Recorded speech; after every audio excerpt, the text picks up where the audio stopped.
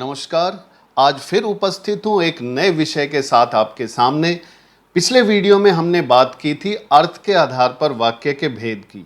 आज हम बात करेंगे रचना के आधार पर वाक्य के भेद की और इन्हें कैसे पहचाना जाए और एक रूप से दूसरे रूप में कैसे बदला जाए। तो चलते हैं विषय की तरफ।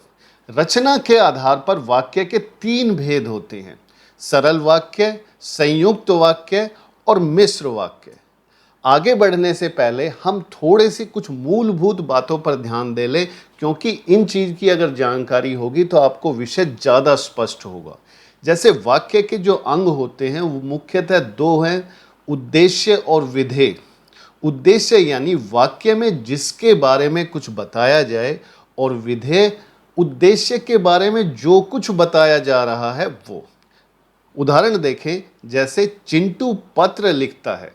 अब यहाँ किसके बारे में बताया जा रहा है? चिंटू के बारे में। तो चिंटू यहाँ पर उद्देश्य है और पत्र लिखता है, ये उद्देश्य के बारे में बताया जा रहा है कि पत्र लिखता है, तो ये पत्र लिखता है ये हो गया विधेय। ऐसे ही इस वाक्य में देखें, चिंटू और गुड्डू बहुत अच्छे हैं, तो यहाँ पर चिंटू और गुड्डू ये हो गया उद्देश्य, इनके बारे में बताया जा रहा है। और बहुत अच्छे हैं ये हो गया विधेय। इसके बाद बात आती है उपवाक्य की। तो कुछ वाक्य होते हैं जिसके अंदर एक से अधिक वाक्य छोटे छोटे, जो हो सकता है पूरा अर्थ देते हो या ना देते हो, तो होते हैं, उन्हें उपवाक्य कहते हैं। जैसे इस वाक्य को देखें कि चिंटू पढ़ रहा है और गोलू खेल रहा है। अगर इसको हम अलग से कहें तो ये एक वाक्य हो गया, चिंटू पढ़ रहा है। लेकिन ऐसे ही जब 2 वाक्य इसके अंदर आ गए तो ये वाक्य का हिस्सा है, ये पूरा नहीं है, तो इन्हें हम उपवाक्य कहेंगे। अब कई बार उपवाक्य अपना पूरा अर्थ देता है और कई बार वो दूसरे पर निर्भर करता है या पूरा अर्थ नहीं देता। तो जब वो पूरा अर्थ देता है तो उसे प्रधान उपवाक्य कहते हैं या स्वतंत्र उपवाक्य, वो किसी पर निर्भर नहीं है। और अगर वो अपने अर्थ के लिए दूसरे पर निर्भर है या अधूरा अर्थ दे रहा है तो उसे आश्रित उपवाक्य हम कहेंगे। चलते हैं सरल वाक्य की तरफ। सरल वाक्य, नाम से ही पता चल रहा है कि ये सरल है, इनमें ज़्यादा जटिलता नहीं है, यानी कि एक ही उद्देश्य और एक ही विधेय इनमें होता है, या ये कहें कि मुख्य क्रिया एक होती है। अब क्रिया के पद यानी शब्द एक से ज़्यादा आ सकते हैं। जैसे उदाहरण के तौर पर देखें कि वे चित्र बनाकर चले गए। अब शब्द तो एक से ज़्यादा है, बनाकर चले गए, लेकिन काम क्या हो रहा है यहाँ पर? चित्र बनाने का नहीं हो रहा। हमें काम मुख्य यहाँ पर पता चल रहा है कि चले गए। बनाकर यहाँ पर पूर्वकालिक क्रिया है, ये पहले हो चुकी है, अभी नहीं। तो वे चित्र बनाकर चले गए, यहाँ पर एक ही मुख्य क्रिया है। तो जहाँ पर ऐसा होता है वहाँ सरल वाक्य होता है। अब ऊपर देखिए, वे अध्यापक हैं, एक उद्देश्य एक विधेय। राजू ने पुस्तक पढ़ ली, एक ही बात बताई गई है। अब इन वाक्यों में एक चीज़ ध्यान रखने की है कि हो सकता है संज्ञा सर्वनाम एक से ज़्यादा आ जाए, लेकिन उनके बारे में कोई एक ही बात बताई जाएगी। तो इस चीज़ का यहाँ पर है। और उदाहरण देखें, मैं और मेरा भाई क्रिकेट खेलते हैं। देखिए, मैं और मेरा भाई, ये पूरा क्या हो गया? उद्देश्य हो गया। उनके बारे में एक बात बताई गई, क्रिकेट खेलते हैं। तो ऐसे सभी वाक्य जिनके अंदर एक उद्देश्य और एक विधेय हो या मुख्य क्रिया एक ही हो, तो वहां पर सरल वाक्य होगा। संयुक्त वाक्य, नाम से पता चलता है कि योग, एक से अधिक सरल वाक्यों का योग। अब इसमें जो एक से अधिक वाक्य होते हैं, जिन्हें जो वाक्य के अंदर हम उन्हें उपवाक्य कहेंगे, वो स्वतंत्र रूप से लिखे जा सकते हैं। उन्हें अलग अलग भी लिखा जा सकता है, वो किसी पर डिपेंड नहीं करते। जैसे उदाहरण के तौर पर लें कि हमने एक लकड़ी का लट्ठा और एक पत्थर, इन दोनों को चिपका दिया, तो दोनों की अपनी प्रॉपर्टीज़, अपनी आइडेंटिटी अलग अलग हैं। साथ जरूर हैं, वो दोनों मिल गए, जुड़ गए आपस में, लेकिन जब भी उन्हें अलग किया जाए, जुड़े होने के बाद भी वो एक दूसरे पर डिपेंड नहीं करते, और अलग होने के बाद भी वो इंडिविजुअल प्रॉपर्टी रखते हैं उनके अंदर। वो गुण रहेंगे कि वो अलग से स्वतंत्र हैं उस चीज के लिए। उदाहरणों के माध्यम से समझें। सूरज उगा और अंधेरा भागा। अब इसमें दो वाक्य हैं। सूरज उगा, ये अपने आप में स्वतंत्र है, अलग से इसे लिखा जा सकता है। अंधेरा भागा, ये भी अपने आप में स्वतंत्र है। दोनों एक दूसरे पर डिपेंड नहीं है किसी भी तरह से, दोनों को अलग अलग लिखा जा सकता है। इन्हें योजकों द्वारा जोड़ा जाता है, जैसे और, इसलिए, क्योंकि, या ये सब। अब अगला वाक्य देखें। मैं धीरे दौड़ा इसलिए तुम जीत गए।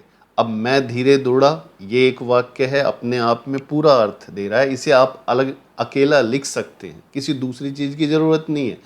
और दूसरा वाक्य है तुम जीत गए, ये भी अपने आप में स्वतंत्र है। तो इनके अंदर एक से अधिक सरल वाक्यों को जोड़ा जाता है और उन्हें अगर हम अलग भी करें वो एक दूसरे पर अर्थ के लिए निर्भर नहीं करेंगे। इनको इन योजकों द्वारा जोड़ा जाता है, जैसे और, तथा, या, अथवा, इसलिए, अन्यथा, लेकिन, किंतु, परंतु, मगर, पर, चाहे आदि। अब इनमें कारण परिणाम संबंध भी देखने को मिलता है, जैसे कि मैं धीरे दौड़ा इसलिए तुम जीत गए, इसका कारण ये हो गया। तो कारण परिणाम भी आपको देखने को मिलेगा। मिश्र वाक्य, मिश्र वाक्य के अंदर एक स्वतंत्र उपवाक्य होगा, यानी एक उपवाक्य ऐसा होगा जो अकेला लिखा जा सकता है, उसे किसी और चीज़ की ज़रूरत नहीं है, वो किसी पर डिपेंड नहीं करता। और अन्य जो हैं इस वाक्य के अंदर और भी जो उपवाक्य होंगे वो आश्रित होंगे, डिपेंड करेंगे अपने अर्थ के लिए किस पर, उस प्रधान उपवाक्य पर। यानी एक उपवाक्य ऐसा होगा जो इंडिपेंडेंट होगा, अपने अर्थ के लिए किसी दूसरे पर निर्भर नहीं होगा, और बाकी सारे ऐसे उपवाक्य होंगे जो अपने अर्थ के लिए इस स्वतंत्र उपवाक्य पर निर्भर होंगे। उदाहरण देखें, जैसे चिंटू ने कहा था कि आज बारिश होगी। अब चिंटू ने कहा था, ये अपने आप में पूरा है। अब क्या कहा था कि आज बारिश होगी, तो इसमें ये चिंटू ने कहा था ये प्रधान उपवाक्य है, और ये कि आज बारिश होगी ये आश्रित उपवाक्य है। इन्हें कि, जो, जिस, जहाँ, जब, ऐसे, जैसे आदि योजकों द्वारा जोड़ा जाता है। आगे और देखें। मैं उस लड़के से मिला, मैं उस लड़के से मिला जो इस वर्ष प्रथम आया था। अब ये अपने आप में पूरा है कि मैं उस लड़के से मिला, लेकिन ये जो उपवाक्य है ये आश्रित है अपने अर्थ के लिए कि जो इस वर्ष प्रथम आया। कौन आया इस वर्ष? जो इस वर्ष प्रथम आया। ये अधूरा वाक्य लगता है। तो इस तरह से इनके अंदर एक स्वतंत्र उपवाक्य होता है और एक या एक से अधिक आश्रित उपवाक्य होते हैं। हम और उदाहरण देखें। यह वहाँ खेलता है जहाँ सचिन सीखता था, वह ऐसे चल रहा था जैसे बीमार हो। जिस लड़के ने पीली कमीज पहन रखी है वह राजू का दोस्त है। अब यहाँ पर वह राजू का दोस्त है अपने आप में पूरा है। तो कई बार आश्रित उपवाक्य पहले भी आ जाते हैं। अब आश्रित उपवाक्यों के तीन भेद होते हैं: संज्ञा उपवाक्य, विशेषण उपवाक्य, क्रिया विशेषण उपवाक्य। यानी कि जो आश्रित उपवाक्य है वो एक संज्ञा की तरह प्रयोग होगा या विशेषण की तरह प्रयोग होगा या क्रिया विशेषण की तरह प्रयोग होगा। इसे समझते हैं थोड़ा और। संज्ञा उपवाक्य, संज्ञा उपवाक्य वो उपवाक्य जो एक संज्ञा की तरह प्रयोग हो और इसमें जो योजक है वो की आता है अधिकतर। और अगर हम प्रश्न करें, जो प्रधान उपवाक्य है उसके साथ प्रश्न करें, जैसे मैं जानता था। अब क्या जानता था, क्या प्रश्न करें तो अगर उत्तर हमें मिलता है तो वो संज्ञा आश्रित उपवाक्य होगा। दादाजी कहा करते थे, क्या कहा करते थे? कि हमें सच बोलना चाहिए। तो ये पूरी बात एक संज्ञा के रूप में अगर कोई भी हो, जैसे दादाजी कोई बात कहा करते थे, कोई कहानी कहा करते थे, कुछ भी, वो एक संज्ञा के रूप में इस वाक्य में आ सकती है। तो उस संज्ञा की जगह ये जो पूरा उपवाक्य लिखा गया है वो संज्ञा उपवाक्य होगा। विशेषण उपवाक्य, वो उपवाक्य जो एक विशेषण की तरह प्रयोग हो, यानी विशेषता बताए।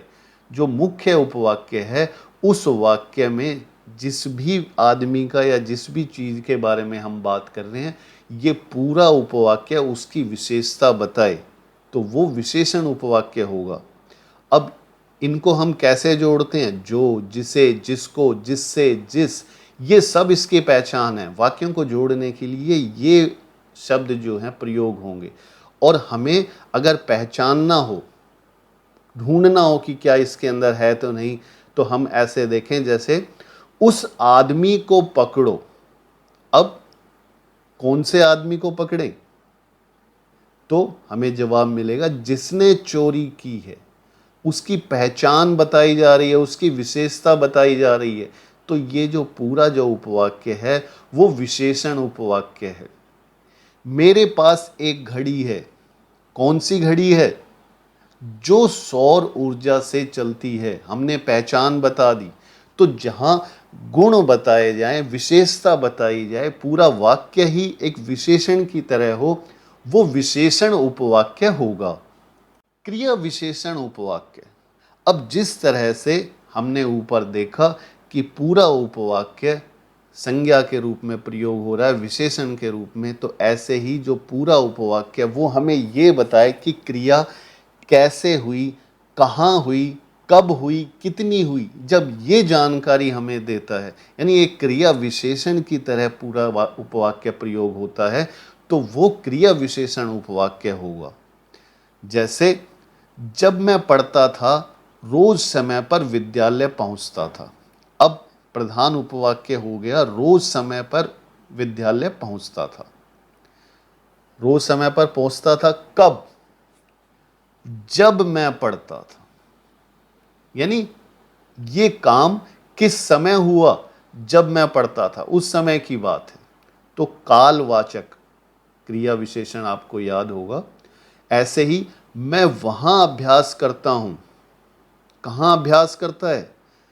जहां सचिन सीखता था।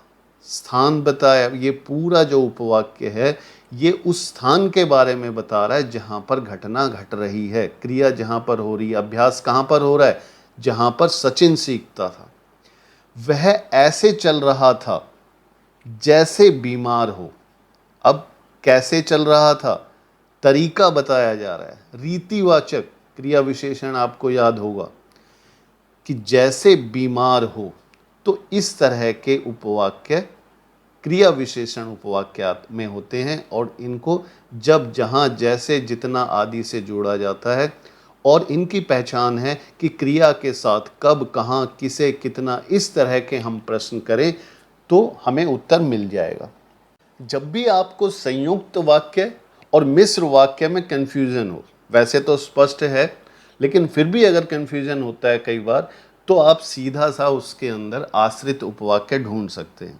अगर आपको आश्रित उपवाक्य उसमें मिलता है तो आप ढूंढें कि वो संज्ञा है, विशेषण है, क्रिया विशेषण है, तो इससे आपको स्पष्टता मिल जाएगी। अगर इनमें से कोई भी नहीं है और वो आपको दो उपवाक्य जुड़े हुए मिल रहे हैं, तो अपने आप सीधा सा है कि वो संयुक्त वाक्य होगा।